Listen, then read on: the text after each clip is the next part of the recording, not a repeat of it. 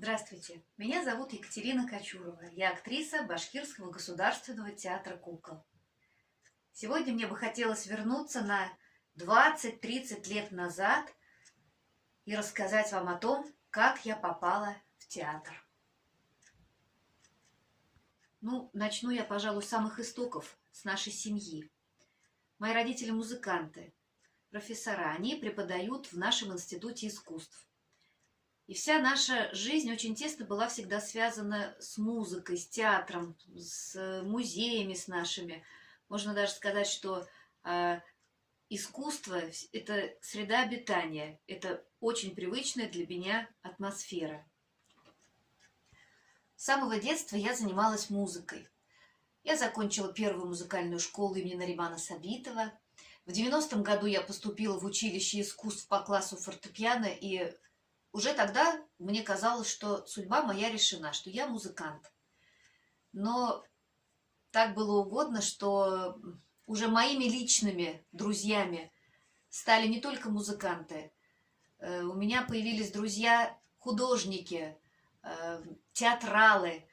И, наверное, вот тогда уже началось формирование конкретное, профессиональное. Да, конечно, я занималась музыкой, но и с огромным удовольствием наша компания веселая, разноплановая, занималась тем, что мы устраивали театрализованные мероприятия в училище. Мы проводили капустники, мы делали разные тематические вечера, мы посвящали в студенты вновь поступающих. Я стала обращать очень пристальное внимание именно на театральную деятельность. Я следила за своими друзьями, которые, окончив училище искусств, поступали в институт уже не только на музыкальные факультеты, но и на театральный. И вот, когда я сама в 94-м году закончила училище, оказалась на пороге Института искусств. В тот год был набор на 3 театральных курса. Петр Шейн набирал режиссеров эстрады и массовых представлений. Татарский театр НУР набирал актерский курс. И Павел Романович Мельниченко набирал курс для театра кукол. Надо признаться, что я никогда не видела себя именно в театре кукол. Я об этом никогда не думала. Единственное, что я хотела стать актрисой. А воля случая, воля судьбы – это то, что был набор именно на курс Павла Романовича. При вступительных экзаменах я впервые взяла куклу в руки. Мне достался купец из спектакля «Аленький цветочек». Кукла была невероятной схожести с Павлом Романовичем, что меня немножечко это смущало, но тем не менее я себя взяла в руки, пела песни с куклой в руках, читала стихи. Ну, мне кажется, рассмешила немножко нашу приемную комиссию. Я очень благодарна тем, кто приняли меня в институт, тем самым дав мне возможность реализовать свою мечту. Вот так вот, став студенткой первого курса театрального факультета, я совершенно влюбилась в театр кукол. Влюбилась в нашего педагога. Павел Романович удивительный был человек, уникальный.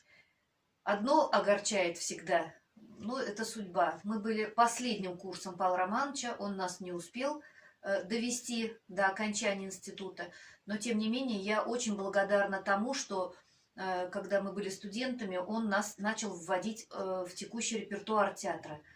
Мы активно уже открыли дверцу в закулисье театра, мы познакомились с актерами, мы стали смотреть за их работой, мы практически весь репертуар мы выучили, и мы всегда с удовольствием ждали того момента, когда нас позовут, дадут какую-нибудь маленькую ролюшку, и чтобы мы уже начинали работать в театре. Одним из первых таких основных моих шагов в театре я считаю спектакль «Про все на свете».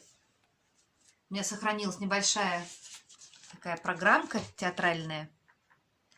Спектакль был поставлен Штейном, но Павел Романович его подредактировал, Он его немножечко почистил. И уже наравне с артистами 5 человек с нашего курса работали полноценно в этом спектакле. Я считаю, что я в театр вступила в 96-м году. Мой отсчет идет уже.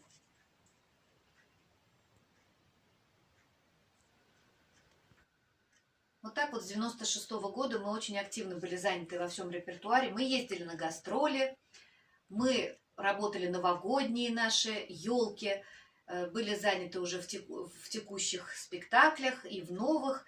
И в 98-м году, когда мы окончили Институт искусств, нас уже официально приняли в штат театра. И вот с тех самых пор я считаю себя неотъемлемой частью театра.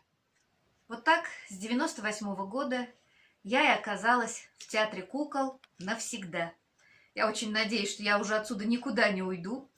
И я очень благодарна судьбе за то, что я именно оказалась в этом театре, за то, что я воплотила свою мечту, за то, что я занимаюсь любимым делом. Я очень надеюсь на нашу скорую встречу со зрителем. Я очень надеюсь, что скоро закончатся все эти наши испытания. Мы все будем живы и здоровы и будем вновь дарить детям сказку. До свидания. До новых встреч.